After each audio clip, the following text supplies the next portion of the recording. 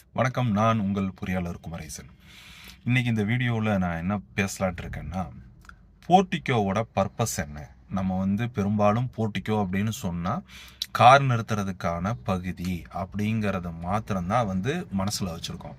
But car நிறுத்துறதுக்கான பகுதி மட்டும் அல்ல, அந்த போர்ட்டிக்கோவோட அந்த என்ட்ரன்ஸோட லெவல் இருக்குது பார்த்தீங்களா, அந்த சன்சைடு அல்லது ஒரு போர்ட்டிக்கோவோட ஸ்லாபோட லெவல் எதுக்காக பயன்படுத்தப்படுது. அப்புறம் பெரும்பாலும் இப்போ வாஸ்து நிபுணர்கள்ங்கிற பேரில் இருக்கிறவங்க எல்லாரும் சொல்லுவாங்க, கிழக்கு மற்றும் வடக்கு பகுதி கொஞ்சம் இழுத்த மாதிரி இருக்கணும், போர்ட்டிக்கோ பில்டிங்கை விட்டு வெளியே ப்ரொஜெக்ட் ஆகிருக்கணும் அப்படின்னுலாம் ஒரு வார்த்தை சொல்லுவாங்க.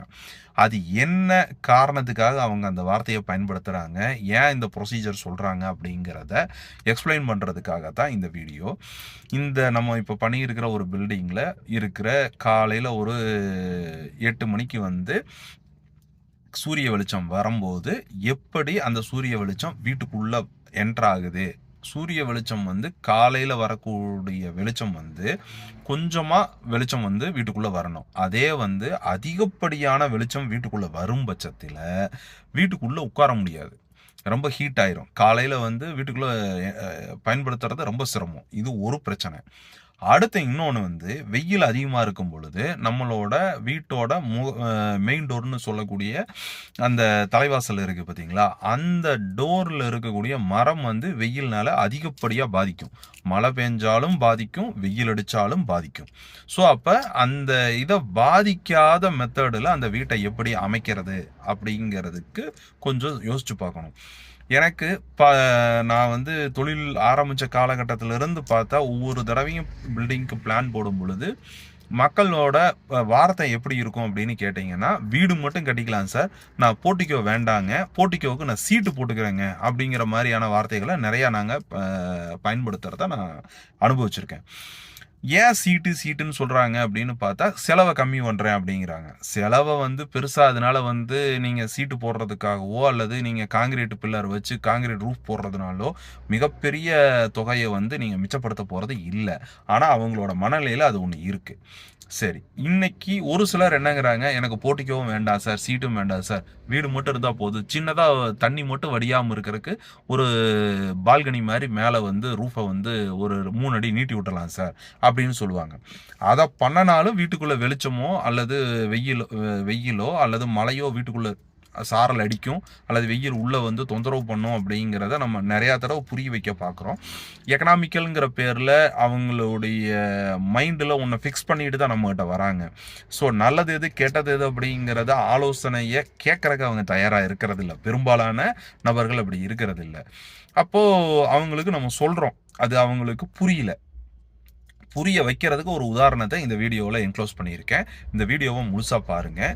இதை பார்க்கும் பொழுது தான் உங்களுக்கு ஒரு ஐடியா கிடைக்கும். காலையில் வெயில் இந்த மாதிரியான தரவுகளில் உள்ளே வருது அப்படிங்கிறத நீங்கள் புரிஞ்சுக்க முடியும். காலையில் வெயில் வரலாம், மிக அதிகமான வெயிலாக இருந்தால் நீங்கள் காலையில் வெயிலே ஏறு வெயிலில் நின்னீங்கன்னா தலை கிறுத்து போயிடும். அதே காலையில் வெயிலில் நின்னீங்கன்னா உங்களுக்கு வைட்டமின் டி உங்களுக்கு கிடைக்கும். இதெல்லாம் நேச்சுரல் தான்.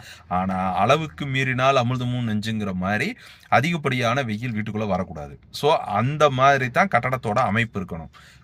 இயற்கையில் கிடைக்கக்கூடிய எனர்ஜியை ஃப்ரீயாக நம்ம வீட்டுக்குள்ளே கொண்டு வர்றதுக்கு உண்டான மெத்தாடாலஜிக்கு பேர் தான் ஒரு பக்கா வாஸ்து. ஸோ வாஸ்துங்கிற பேரில் இந்த மூலையில் அதை வைக்கிறேன், அந்த மூலையில் இதை வைக்கிறேங்கன்னு பேசுறது மட்டும் வாஸ்து அல்ல. வாஸ்து பிரகாரம் அந்த வீட்டை கட்டணும். இடத்துக்கு தகுந்த மாதிரி, கால சூழ்நிலைக்கு தகுந்த மாதிரி அனுசரித்து வரக்கூடிய ஒரு மெத்தாடாலஜி தான் ஒரு அருமையான வாஸ்துப்படி கட்டக்கூடிய ஒரு வீடு. வாங்க இந்த வீடியோக்குள்ளே போகலாம். இது பார்த்தீங்கன்னா கிழக்கு பார்த்த வீடு. இந்த கிழக்கு பார்த்த வீட்டில் வீட்டோட ஃப்ளோர் மட்டத்திலிருந்து 7 அடி லெவலில் சன்சைடு கிழக்கு மற்றும் வடக்கு புறங்களில் சன்சைடு 2 அடி நீட்டி விட்ருக்கோம்.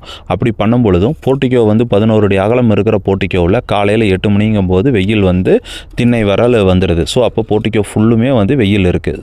இந்த மாதிரி ஒரு போர்ட்டிக்கோவோ அல்லது பந்தல் போன்ற ஒரு அமைப்பு இருந்தால் தான் காலையில் வரக்கூடிய அதிகப்படியான கொடூரமான வெயில் வந்து வீட்டுக்குள்ளே வராமல் தடுக்கிறதுக்கு இருக்கும். அதே மாதிரி மெயின் டோர் வந்து பார்த்திங்கன்னா வெயில்னால் பாதிப்படையும். ஸோ அந்த மாதிரி பாதிப்படையாமல் இருக்கிறதுக்கு வடக்கு புறமாக ஜன்னல் மாதிரி வச்சு அந்த இடத்துல ஒரு 3 அடிக்கு சில்லவல் வரல செவுறு கட்டும் பொழுது அந்த வெயில் வந்து தாக்கம் வந்து அதிகமாக மெயின் டோரை பாதிக்காமல் இருக்கும்.